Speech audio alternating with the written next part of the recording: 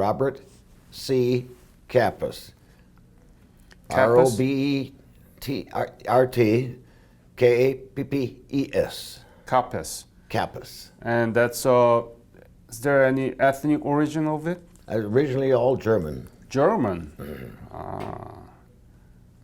So you are German American.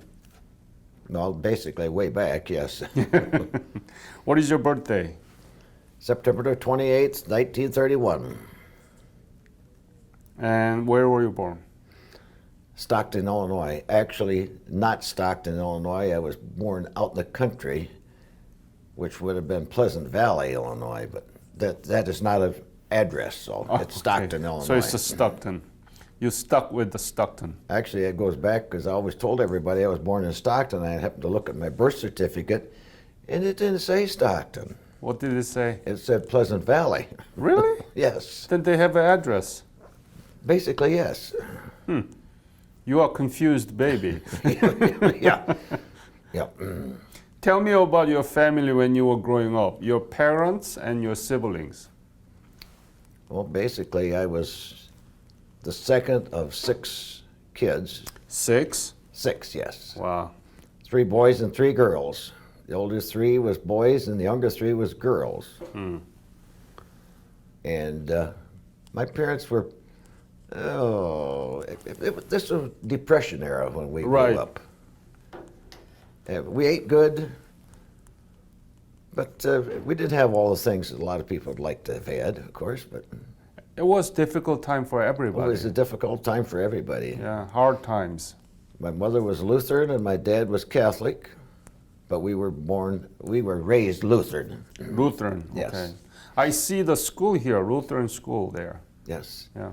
And I've stayed with the Lutheran Church all my life, been very active in it. I'm a member of the church council. I've been on it quite a few different times, trying to help out to make sure things stay viable. I mean, that's the big thing. So what's the big thing about Lutheran Church? What is the specific characteristic that distinguish from other churches? That is a good question. The Lutheran Church is quite similar to the Catholic religion. It would date way back when Martin Luther had his thesis. Yep, 95 thesis. They didn't completely agree on some things, but they still carry. Part of our creed is still mentions Catholic, so it isn't that far away from it. But Luther's Reformation was based on the Bible. Right. Yeah, not that's from correct. not from the mouth of the Pope or. No, that is correct. Yeah, I think that's a very important And point. a lot of people don't realize that. You know. Exactly. So tell me about what school you went through. I went to high school in Stockton, What is the name of it? Stockton Public School District. When did you graduate? I graduated in 1949. And tell me about, let me test your knowledge on Asia at the time. Did you learn anything about Asia from the school, from the history? Oh yeah, we did. I mean, it was probably more into Asia at that time than Europe. Really?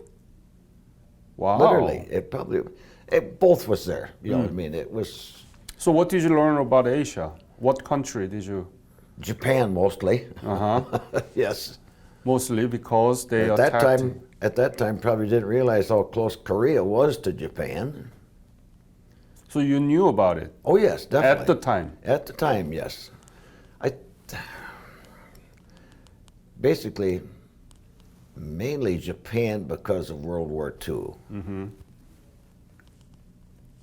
And that's where what they dwelled upon more than anything. I had a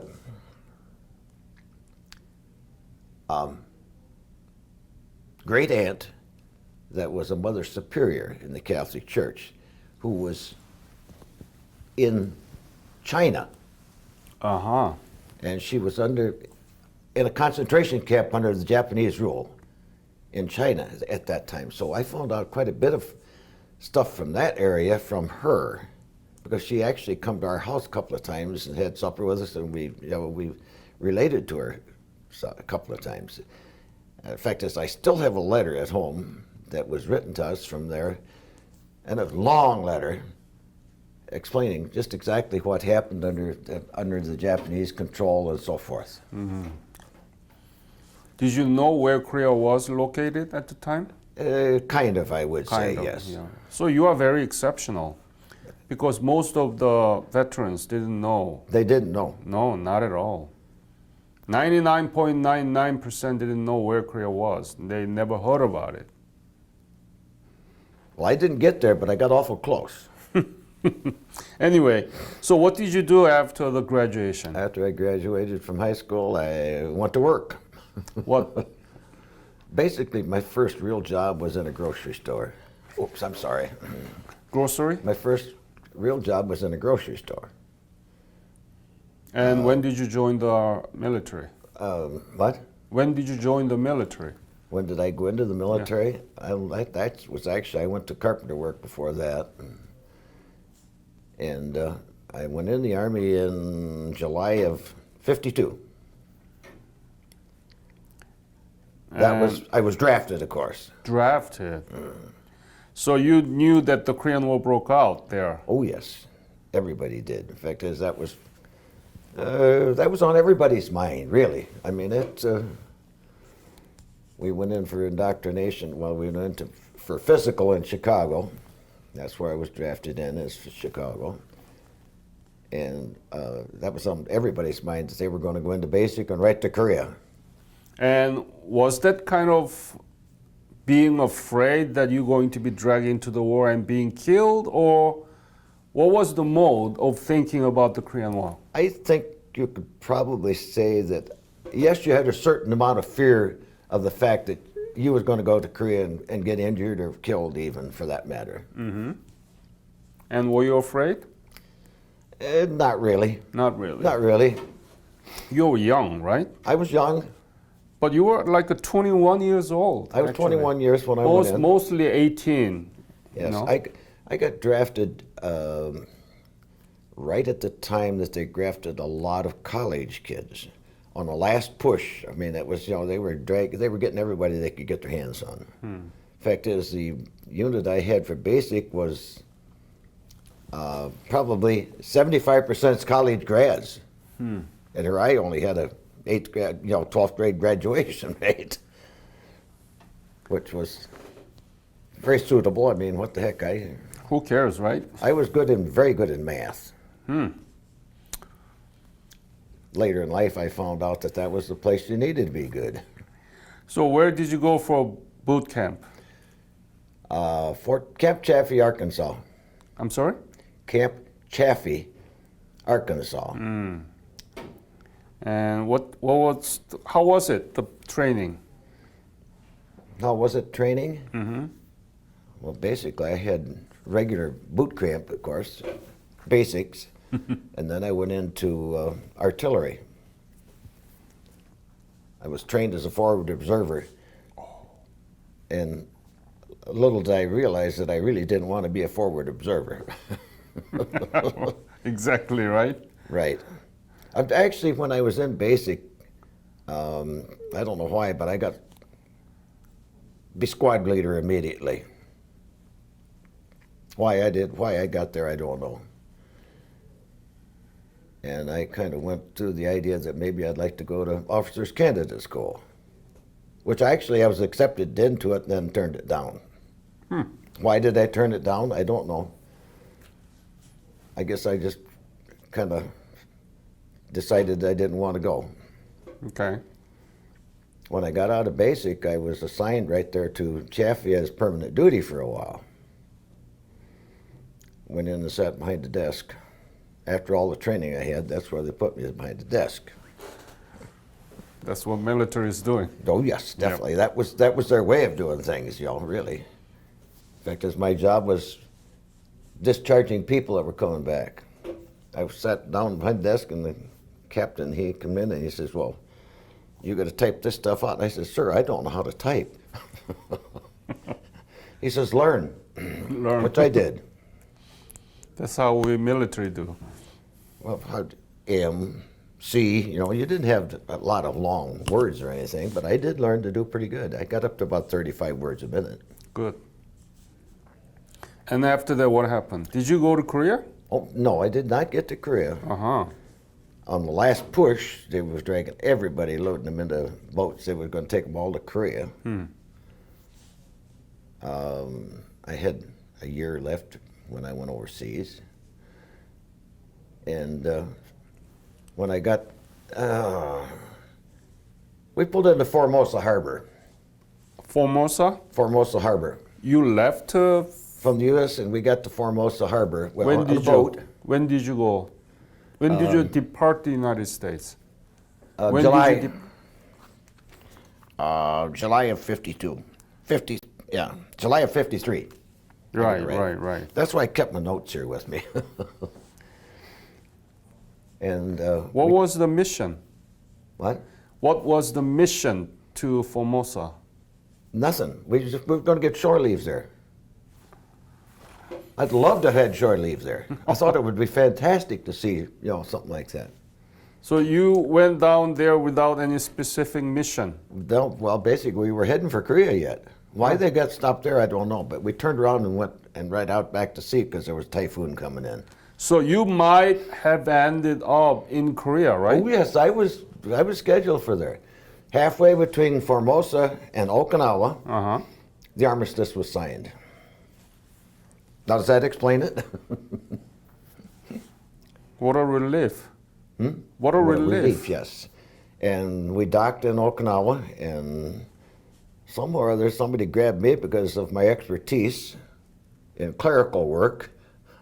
They needed a section leader for a AAA group that was on Okinawa. And that's where I stayed until I come back, except the fact that I went to Japan on the way home. And Okinawa was good duty compared to going to Korea, I'm sure. But I would have been there. I mean, hey, I was close. What was your MOS? Personnel record specialist. So tell me about those things. What do you do? Well, when I was there, I interviewed all incoming personnel. You did? Yes. Incoming from where? From the states that was coming in there for duty, and most of the ones I interviewed and took care of was the ones going out. Can you reenact that you are pretending interview the new additions from the United States? What did you ask?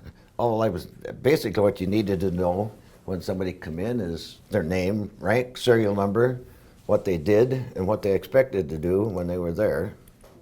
And were you able to change any of those? No, they was all pretty much set where they was going to go. Laughed at a couple of names once in a while, like Young Henry Chicken, an Indian, of course. Right. And it was interesting to interview some of them because, like, you'd get somebody from New York City, and here I am from boondocks, Right. literally. It was interesting. You could tell right away they weren't from your area, because of their voice and their sound and the way they talked and everything else. But it was actually very interesting work. What else did you do? Took care of all the records. Record? Yes. So there is a management system, right? Oh yes, definitely. Tell me, explain about those. These Filing. interviews will be heard by the children's students. Yeah, So okay. Filing system. When you come in, you'd have to get everybody's records and check with them to make sure they were correct, and file them. And every time you had a change in something, you had to enter it on their records and reestablish everything. how do you file? According to the last name alphabet or? Last name alphabet, yes. That's everything was first. Kappes, Robert C. You'd have to check out their leave status and their marital status and where they wanted to have their deductibles if they had an allowance going to somebody. And that was in Okinawa, right? That was on Okinawa, yes. What was your rank? A corporal. Corporal? I got that right in the States immediately. Huh. I was lucky. On the boats coming over, I had stripes, and I was maybe 5 people had stripes on the boat, so I had good assignment on the boat. And then suddenly you become corporal. But that was just a corporal, yeah. I guarded the kitchen going overseas. That was good because you always had plenty to eat. How was life in Okinawa? On Okinawa, it was interesting. And yes, I did get out to sea. Yeah. In other words, I utilized it to, I guess maybe what I would say mostly is, I think the military was actually good for me. Why? It improved my stature at understanding and looking at things different than you do as a kid. For example? Money. Tell me. I never wanted for money when I was in the Army. You liar. I saved money. Yeah, that means that you care for money. I mean, I used it. I mean, over there. I mean, heck, we live pretty good. Right. They provide everything. That's right. Right. So that you are not interested in money? Oh no, I was interested in money. I was always loaning money out to different people. And stuff I'm sorry, like that. then I misunderstood. So how does your military career affect you in terms of your perspective on money, for example? Well, let's put it this way. I never did waste money. And I think it actually made you think more about the fact that you don't want to waste money. You have to save money in order to have a decent life out of it. And that comes back from the Depression era, too. It's been hard to grow up in the Basically, I didn't really say that, but actually I went through high school only going 4 days a week. I worked on Wednesday every week. So you missed the class whole Wednesday. I missed every Wednesday 4 years of high school. Were you allowed to do that by the school, or you just did it? Just did it. So teachers didn't like you? And I still passed with pretty good grades. A's in math. So actually, History now I didn't do too good in. So. How much were you paid as a corporal in Okinawa? Oh boy, I knew you was going to ask me that question. If I remember correctly, I think I got $72 a month, plus $10 overseas pay. That would have been $82 a month, room and board included. Right, and clothes. And food, yeah, everything. Right? And clothes, right. And transportation. And transportation, right. So what did you do with that money? $82. We went out in on the village and so forth. I learned to like Japanese beer, especially the fact that I have an awful hard time getting used. Now, the kids are not supposed to hear this part. No problem. I had a hard time getting used to the fact that they served their beer at only 10 degrees above room temperature. Yeah. I think you probably realize that, didn't you? So a little bit warmer than Americans, A little right? bit, yeah, warmer than American, yes. Yeah. In other words, if it was 70 in the room, you was going to get the beer at 60. And the quart bottles. Yes, we did do a little drinking while we was overseas. I never smoked, though. Did you send the money back to your family? Yes, I sent money home. How much? Probably at least the whole check, because I was making money off of the money I had, so I mean I was sending quite a bit home. Let's put it this way: I saved enough that I bought a new car when I got home. That's what other Korean War veterans did too, you know. Did they really? Yeah, I mean, I bought a brand new car when I got Yeah. home because I'd saved it. yeah. I didn't waste it. Hey, the Depression taught you not to waste. Exactly. That's the lesson of the generation. You are the last leg of the great generation. Yeah, Actually, silent generation. yeah, I think that's probably right. And what about other conditions? Where did you sleep? What kind of food did you eat? And Well, the first place that I was in the barracks was at Naha.